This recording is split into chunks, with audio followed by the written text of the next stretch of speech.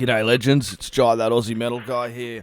Before we get stuck into another great interview brought to you by crank.com and thatmetalstation.com, don't forget to hit the like and subscribe, and that way you can keep up to date with all the best music and interviews from all over the world.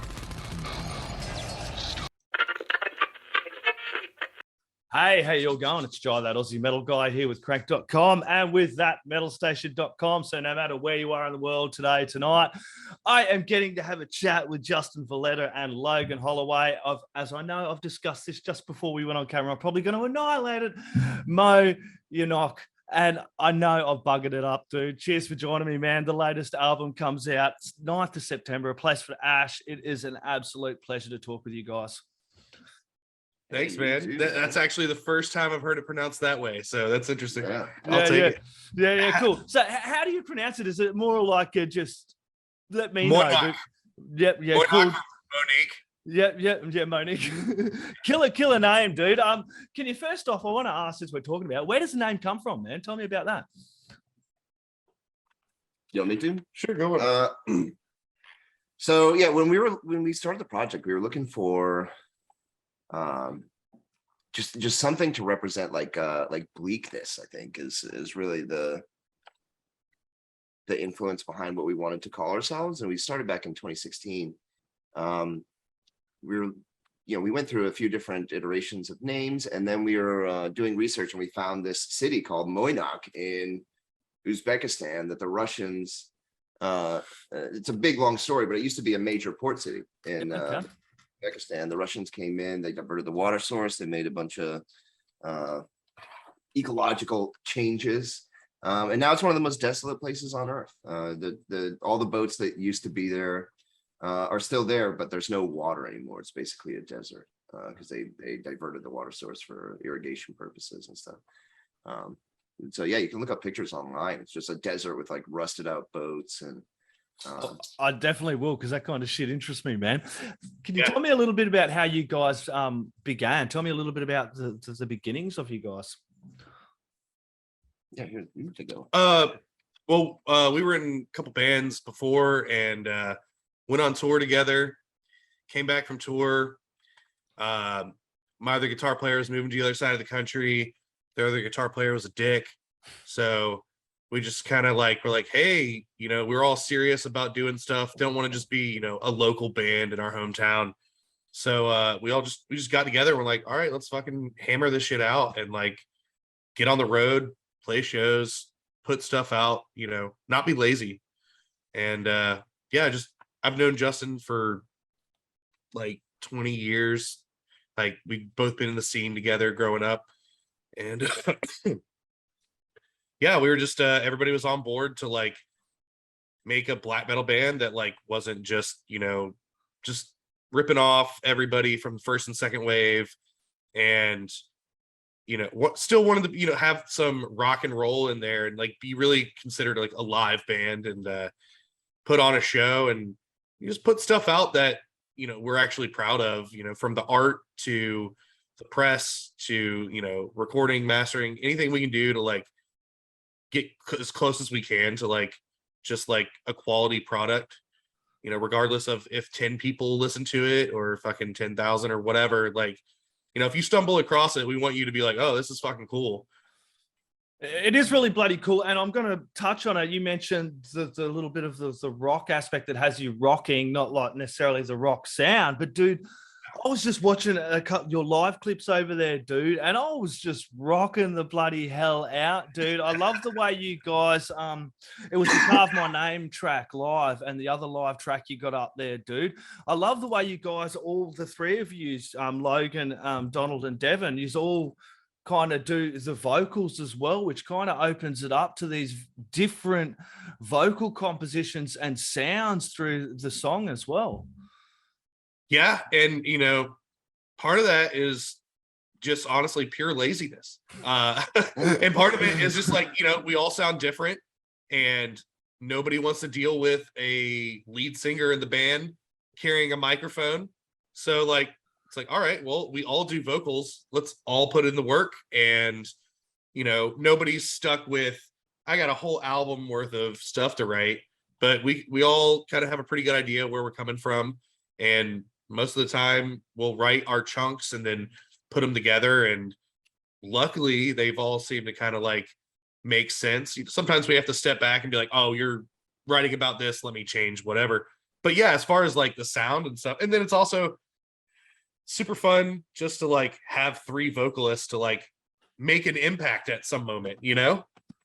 Yeah, well, as I just mentioned, those live performance, watching you 3, it must be great to put on those shows like that. I'm mentioning that because you do have an upcoming tour in September. It must be a lot of fun, and I can see you guys thoroughly enjoy putting on those live shows, as do most bands. Yeah. I mean, anything we can do, you know, we're not going to add a bunch of samples in there or anything, but you know, if we can make it more intense, especially in a smaller, more intimate setting, then hell yeah. Like,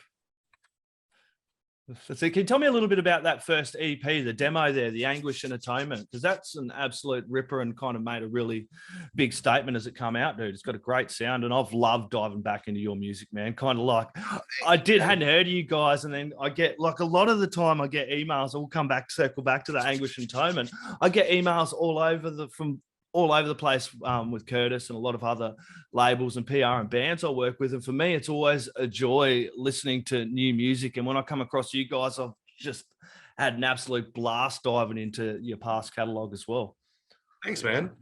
Yeah, thanks, man. Would you ask about Anguish and Atonement? Yeah, tell us a little bit about Anguish and Atonement. What was it like making that demo EP as kind of like your first statement as the band? Yeah. So really, I mean, so you know, kind of like Logan was talking about earlier, when our old bands all fell apart, Anguish and Atonement, I think, is really just us trying to figure out what we sound like together, you know. I think the first song, didn't we like eat acid and Yeah, so our my other buddy who was moving, me and him did a couple hits of acid and performed like a blood ritual to kind of like, you're like, all right, man, enjoy the other side of the country, wherever. And these guys showed up, and I was just like, I got a riff, and it just kind of like built itself from there. And then I think the rest of the EP was just making sure that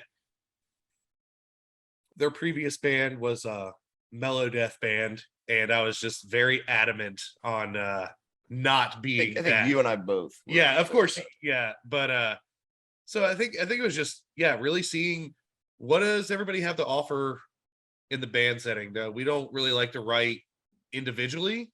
Somebody may have like a riff or two, but all of that will get completely chopped up and reworked into like what the context of what we're doing is.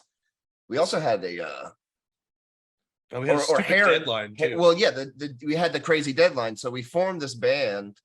As we were talking about all the bands falling apart before. Well, his band that fell apart got an offer to go on tour with a band from Boston called Lord Almighty. That's fantastic. If you haven't checked out Lord Almighty, definitely do so. Fiddlesy of black metal. Yeah, right. So yeah, long story short, Moy Nok formed and took the place of Logan's old band to go on tour with Lord Almighty. So we needed something to bring with us. So we made a shirt, and we Logan recorded and did everything for that demo. We did that demo in 3 days. Yeah, like and then we went on the road. Nice. Can you tell me a little bit about the Dreaming in a Dead Language album, man? Because that was your first full-length album. What was it like making that? And at the time you made it, 2019, kind of not long after, everything kind of fucking went to shit. So yeah, that's true. Making Dreaming. Our writing process is somebody has an idea, but we all tend to jam on it, and we iterate on the thing a million different times. So with Dreaming, I think it was us learning how to communicate with each other. The idea with Dreaming, though, is really like a transformational kind of inspiration around that record. Yep. But because we are all coming from from bands that have, long and storied history. So it's like, we wanted something that was definitively us for sure. Yeah. with that full length. And yeah, a lot of arguing during that writing process. a lot. So, emotions run hot for sure, Yep. Jump forward to now, guys. A Place for Ash. Can you tell me a little bit about this album and your songwriting process for it? This one was a little different because we had already started writing the record and had already kind of planned on taking time off to really delve in and kind of like take a different approach this time. And right when that happened was when, the fucking world went to shit. So we were like, well, we all live really close together. We were just like, well, there's nobody up here at the practice space. Y'all just want to meet up. So we practiced all through quarantine and wrote the record, and just really tried to like utilize that time to like actually be like positively putting energy towards something. And then Justin broke his leg like in the middle of that. Yeah, 2 months before we had, was it 2 months? It might have been 1 month before we were supposed to go in the studio. Oh, wow. So we had a delay going into the studio by like a year. It was a bad break, man. I broke it on a trampoline.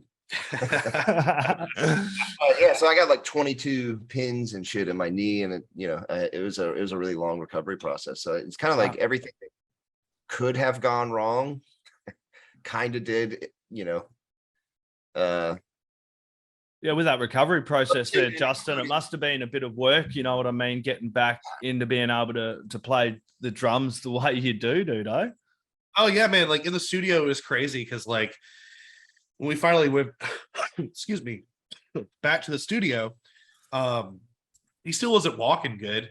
And like, he'd be in there just playing these fast parts and then walk from behind the drum kit, just kind of like hobbling along. And I'm just like, I don't even know. It doesn't make sense, but I'm glad that you can do it.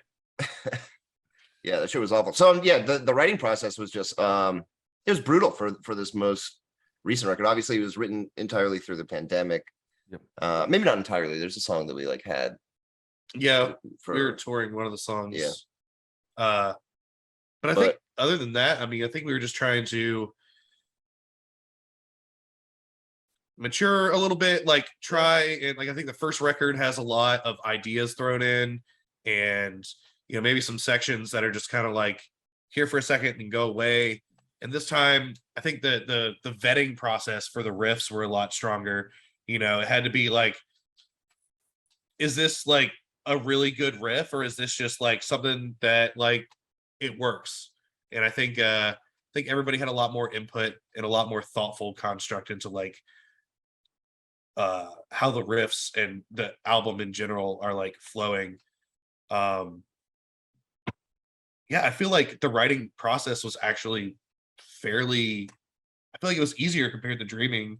It was less way less argument, like heated argument. It was more like everybody was level-headed, but that's not to say that we spent more time actually deciding on what we wanted to do, but there was less people freaking out. It was every external factor that could delay the record. Oh yeah, that's another thing. Yeah, I broke my leg. Obviously supply chain shit and the fucking the pandemic and everything. Yeah. The way the world was going, I suppose it was a matter of like, fuck it, everything else is going to shit. We may as well just roll with the punches and not kind of overly get worked up and as emotional as you did with the first one, because you've done it, moved on, and then Right.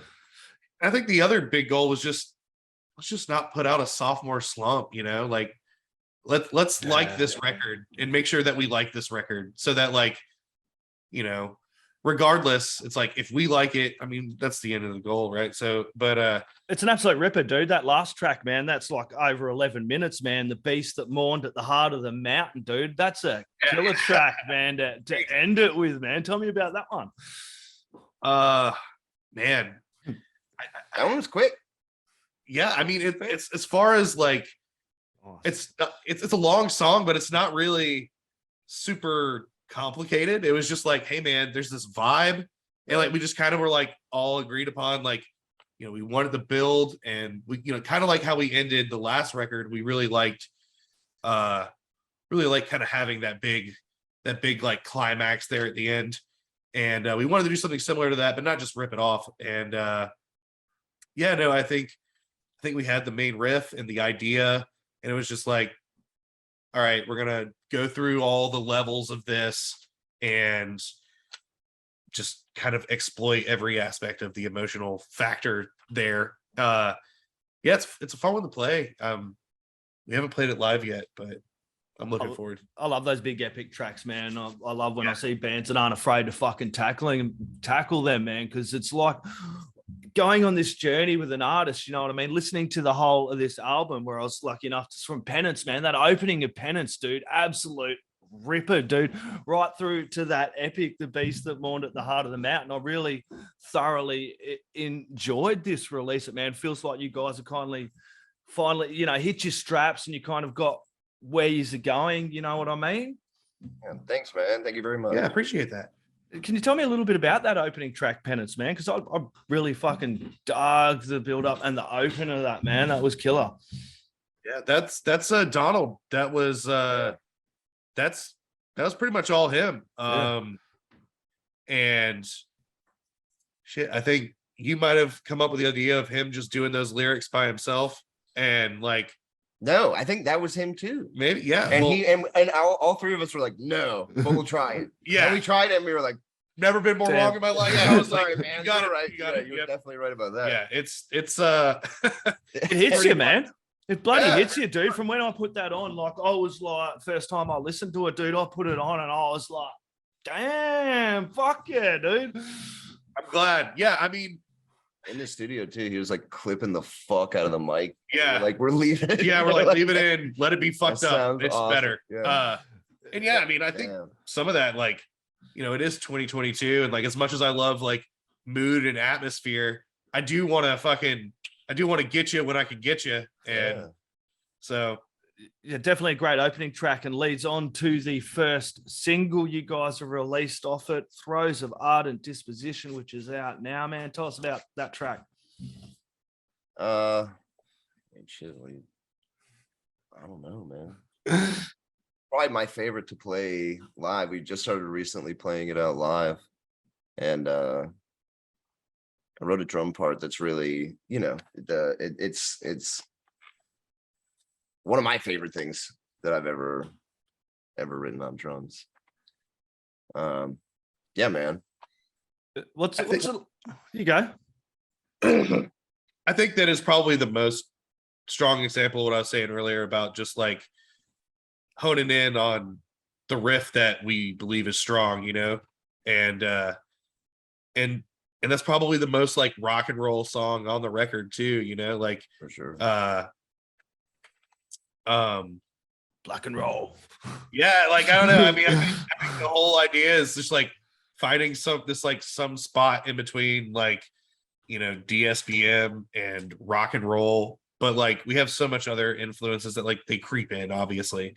But I think for us getting just like that both of those sections, like the ending section, like I was super pumped on, because I think we had like barely had an idea, and then like we were like demoing it out, and just like it came up on the spot, and I was like, that's the riff, and it's super fun. I don't know, I wish Devin was here to talk, because Devin wrote all the lyrics for that one, but Yeah. guitar wise it's good. No, it's an absolutely killer track. Good one to go with for the first single. We've mentioned a couple of times live. What's it like? You guys have played a few live shows since everything's opened up again, and you are off on tour, I think, in September. So it must be great to finally get this album out, but not only fucking get it out, but play some bloody shows with it, because we've all missed them the last couple of years. Oh yeah, for sure. I think, yeah, we just played in Winston-Salem. We played a couple of tracks off the new record, and but I think our next show is at our fest here in August, and I think we're playing we'll be playing Penance at that show as well. That'll be the first time we play that live, which is gonna be super fun. And then yeah, like the first the tour in September, I think we're gonna play most of the new record on the road. Which would be awesome. Yeah, I mean, because the other stuff, we got the chance to like tour it and like play it a whole bunch before and after the record, and now we've just been cooped up. We've only played a couple of shows and like don't want to play 10 times at home. So yeah, can't wait to get back on the road for sure. Yeah, hell yeah. And that's part of the thing with the band as well, getting out not only in your home there, but also all over the bloody place, working hard, playing a shit ton of shows and getting the audiences along, because that's kind of how you get your name out, just pure bloody hard work. Yeah, we have no problem being road dogs. Like we've had to take a little bit of time off because everybody gets different jobs, and you don't have the same amount of time off as whatever, but we're always taking what we got to the max, trying to see how far we can get out there, and hopefully we'll get to the West Coast and Europe sometime soon. What's your plans with the release? Are you just going to have physicals with this, the CDs? Are you just planning on doing vinyl down the track if they sell out, all right? Or Yeah, what's... that's why. Yeah, that's why. Oh, yeah. It's taken so long to come out. Yeah, man. Yeah, We've done for a while, but I think we ordered the vinyl back in February or March. Sounds about right. And we're hoping they get here by Yeah. September, man. Everybody in the world's going through the same problem at the moment. So be patient, metalheads, for your vinyl. I love the artwork on it. It's going to look absolutely fucking amazing on a nice bit of vinyl there as well, dude. Yeah, Pierre's incredible, man. Yeah, same artist. Last record, right? Business for Satan is probably my favorite artist in the world. Yeah. The artwork for him is absolutely unreal, guys. Justin, Logan, this has been an absolute pleasure chatting with Moy Nok. A Place for Ash comes out 9th of September. Guys, do you have any last word shout outs or thank yous you'd like to add in there? Hey, man, Jit, thanks for having us on. Yeah, man, for real. Thanks for having it, and come see us on tour if you can. Yeah. Oh yeah, Medium man. Well- check out Medium Well in Hell. It's a That's- festival in Raleigh, North Carolina. It's August 6th. There's unlimited barbecue. We're playing, obviously. A few bands from North Carolina are playing, Hylic and Noctum and Pazor. And then we got Inter Arma, Artificial Brain, Withered, Suffering Hour, Haunter, Cemetery Piss, Cross Spitter. Did I miss 30 anybody? vendors. Yeah.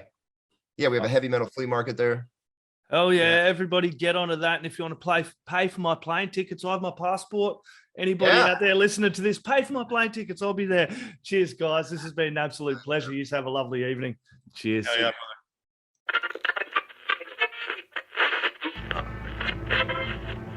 You could see it.